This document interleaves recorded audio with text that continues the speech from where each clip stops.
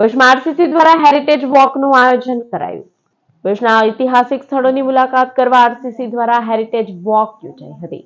Two wheeler ઉપર સવારે 7 કલાકથી આરસીસીના 45થી વધુ સભ્યો દાંડિયા બજારથી નીકળ્યા હતા, જેઓએ શહેરના વિવિધ ઐતિહાસિક સ્થળોની મુલાકાત લીધી હતી। તેઓ સાથે સ્થાનિક લોકો પણ આ હેરિટેજ વોકમાં જોડાયા હતા।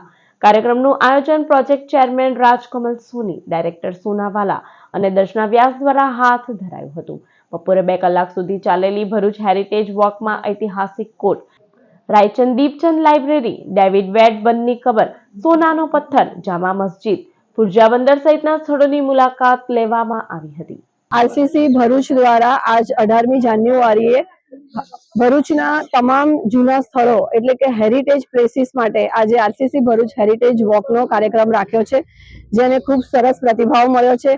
આ સમગ્ર કાર્યક્રમ દરમિયાન અમે ભરૂચના જૂના સ્થળો દાંડિયા બજારથી સવારે 7 વાગે શરૂઆત કરી હતી અને છેલ્લે અમે 2 વાગે અમારો આ પ્રોજેક્ટ પૂરો કરીશું।